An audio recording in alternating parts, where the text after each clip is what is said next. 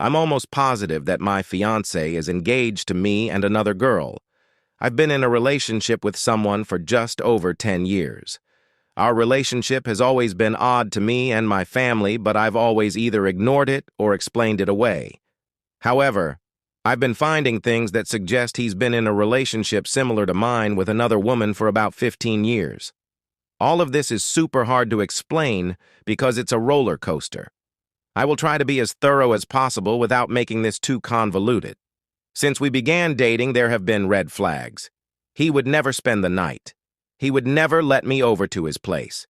When I call, he never answers on the first ring. He lets the call go to voicemail and sends me a text saying he'll call me back. The list goes on, but he always had some reason for all of it. And I believed him, because at the time I had no reason to doubt him. Throughout the years, I struggled with custody issues with my daughter, and he was there through all of it. Once all of the court drama had settled, I thought we would finally be able to move on together, move in together, get married, and have a child.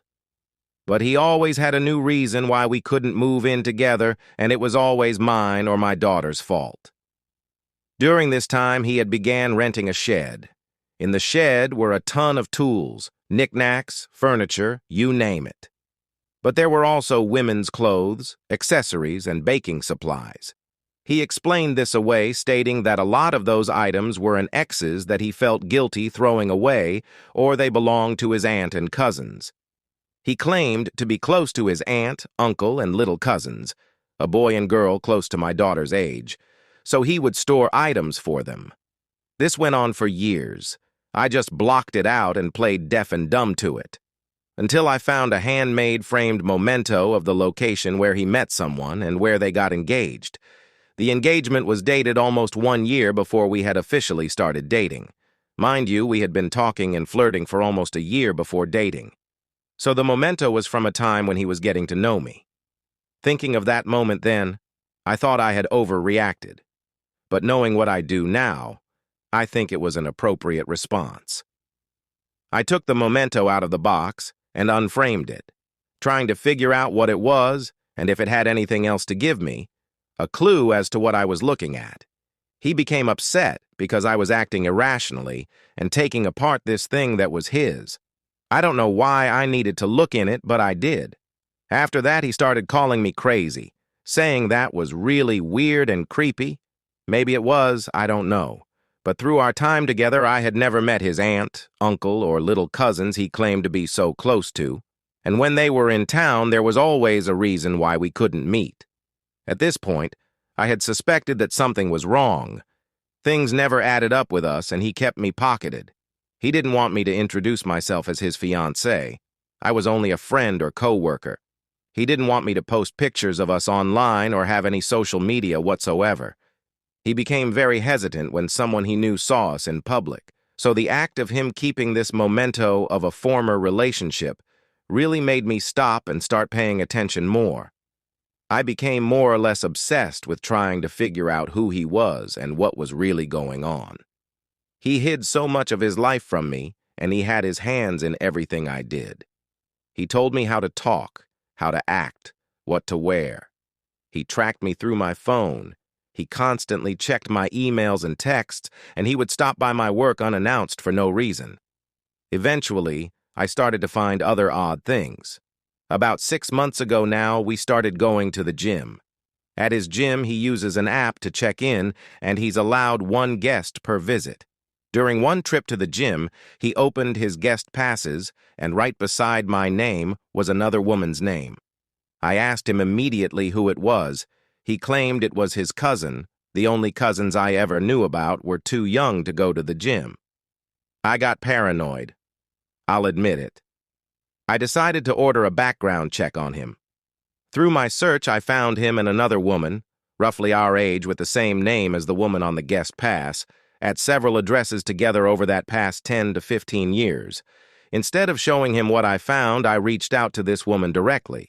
I know I probably shouldn't have, but at this point, I felt like he had been lying to me for years. He contacted me almost immediately saying that his aunt and cousins were really freaked out by my email and the pictures that I had sent of him, stating that it was highly suggestive and disturbing. Just to be clear, I did not send racy photos and I did not suggest anything inappropriate. I gave the reader a backstory of our relationship and simply asked if the person I was talking to was his cousin. That was it. Was this the right way to go about this? Probably not, but I needed answers and I felt like he wasn't giving them to me. He told me this huge, elaborate story about how his cousin isn't in the country and she's working on getting her citizenship, so she has to look like she's actively working in this country. After he said all this, I received an email from her telling me to never contact her again and saying the photos I sent of her cousin were highly disturbing. Again, I definitely could have handled this differently. After that, I felt like a monster. Now, 2 days ago, I get a pocket dial from him. I say hello as usual and nothing from him but background noise. I thought maybe he pocket dialed me or maybe he did call me and he'd wanted me to hold. I stayed on the line. He talked to his friend about having to buy his milk at the gas station and he owes him $6. Then I hear him talk to someone else who sounds close. He says, "I'm sorry I smell like hot dogs." Then the woman says, "Oh, you and your hot dogs." Then I hear rustling and he say, "Nice ass," the same way he would when he normally grabs my ass. Then the woman says she baked him cookies. He said, I love you." Then she said, "I love you too." After that, I could hear some dogs and him talking to them all cute. I was in shock. I know he had no clue I was on the phone. At that point, I tried to get his attention by yelling his name. He couldn't hear me. So I attempted to FaceTime. He declined. I FaceTimed again. He declined. I FaceTimed one more time. He declined. Then he calls me back. I started asking him why he didn't answer, and he cut me off. Normally I would let him, but this time I knew for a fact what I heard. He denied, and came to my house. First thing he did was tell my daughter that I am paranoid and that he is not cheating on me. Then he comes into the room with me and tells me I'm paranoid and I'm hearing things. He went into this story about a BBQ and him playing around with one of his guy friends, telling me it's a misunderstanding and I need to calm down.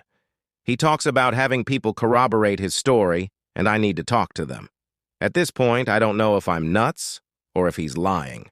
Today, I decided to check his cousin's baking TikTok to see if she posted a cookie recipe in the past few days. Sure enough, she did.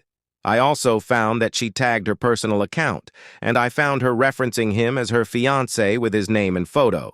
She talked about a trip to Hawaii for their anniversary in 2015, a trip he told me was for work.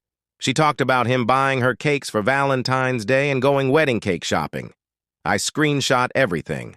I know I'm not crazy. Admittedly, I have been acting crazy, but who wouldn't with all this? I'm not sure where to go from here.